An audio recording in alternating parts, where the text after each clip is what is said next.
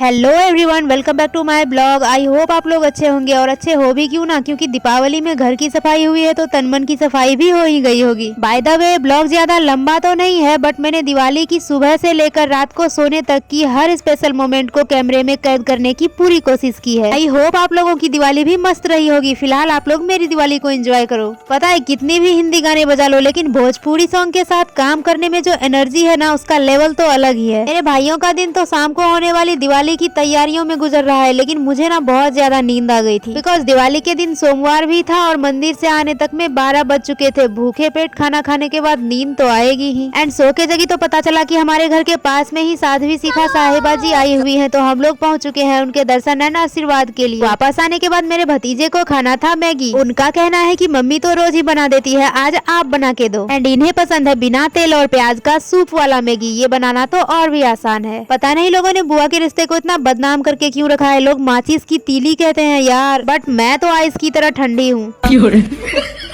दिवाली का दिन तो गुजर चुका है और अब है शाम की बारी। जो काम मुझे दिन में करना चाहिए था, उस टाइम को तो मैंने सो के बर्बाद कर दिया। तो मैंने बॉटल्स को कटिंग करके दिया जलाने के लिए कुछ डिजाइन्स तैयार कर लिया है और अब मैं बना रही हूँ रंगोली। वैसे दिवाली तो मेरी फेवरेट फेस्टिवल है ही, लेकिन मेरे लिए दिवाली का सबसे स्पेशल काम होता है रंगोली बनाना। तो बुआ भतीजी ने मिलकर रंगोली तैयार कर ली है और मैंने ना रेडी होने के नाम पे सिर्फ अपने बालों में कंघी करी है, बिकॉज मुझे पानी में दिए जलाने की कुछ ज्यादा ही जल्दी थी। यार मैंने फर्स्ट टाइम बॉटल कटिंग करके पानी में दिया जलाया है, मुझे तो नहीं लगा था कि सच में जल जाएगा। अब बारी है बॉटल की दूसरी डिजाइन वाले दिए की। मुझे नहीं लग रहा है कि ये जलने वाला है।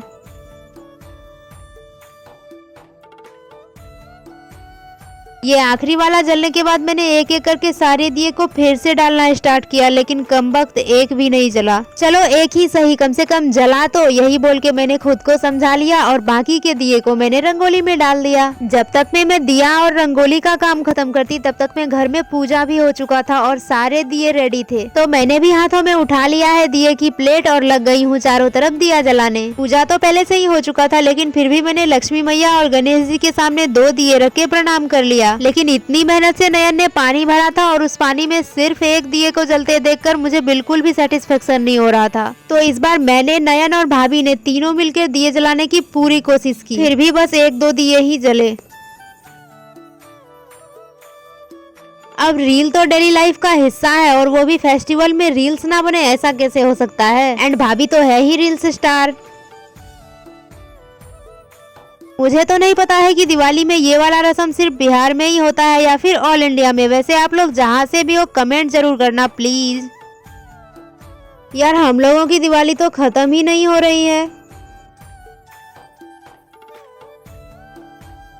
फाइनली अब बारी है टीका लगाने की। अरे नजर का टीका नहीं, दही का टीका। यार नयन ने तो प्रणाम करने का पोज देके हाथ वापस ले लिया, इसने प्रणाम तो किया ही नहीं। यही तो ब्यूटी है हमारे इंडियन फेस्टिवल की। ये सुनने में जितना सिंपल लगता है, उतना सिंपल तो इंडिया में कोई भी फेस्टिवल नहीं होता है। जैसे कि लोग कह देते हैं कि दिवाली दिए जलाकर मनाई जाती है, क्या आप लोगों को लगता है कि सिर्फ दिए जलाकर ही दिवाली मनाई जाती है? यार आज देवर भाभी की तो अलग ही मस्ती हो रही है।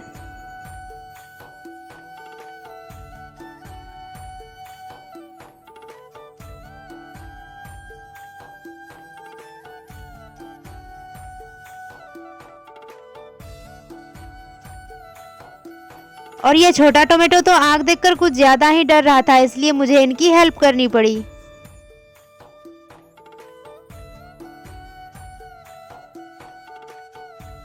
चलो यहाँ की सेल्फी सेरेमनी तो समझ में आ रही है, लेकिन ये क्या हो रहा है भाई?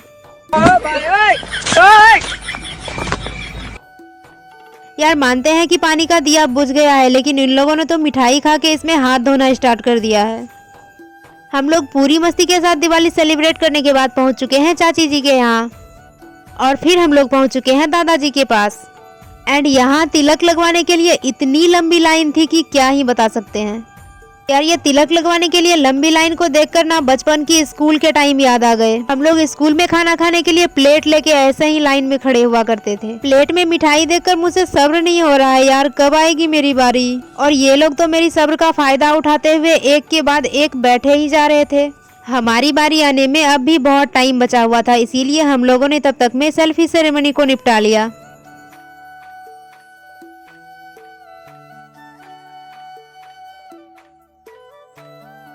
फाइनली इंतजार का लड्डू बहुत ही मीठा था। मैं तो ये सोच के परेशान थी कि दादाजी इतने लंबे टाइम तक बैठे कैसे हैं, कहीं इनके कमर में मोच ना आ जाए। अब कमर में मोच आए या कमर टूट जाए, रस्में है तो निभाना ही पड़ेगा दादाजी। यार बच्चों ने इस पानी में हाथ धोया तो समझ में आया, लेकिन इन लोगों से ये उम्मीद बिल्कुल भी नहीं था। वैसे पटाखे और बम से ना मुझे बहुत ज्यादा डर लगता है, फिर भी मैं हिम्मत करके लेके आई थी कि फोड़ना था, लेकिन मुझसे तो एक भी नहीं हुआ। पूरा पैकेट लगा।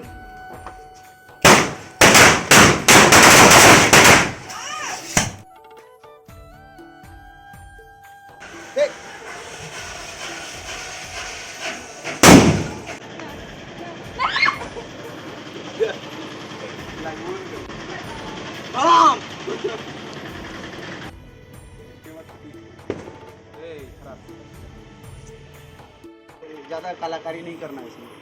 लास्ट में याद आया कि फुलझड़ी तो एक भी जलाया ही नहीं, इसलिए अंत में उसे भी अंजाम दे दिया गया है।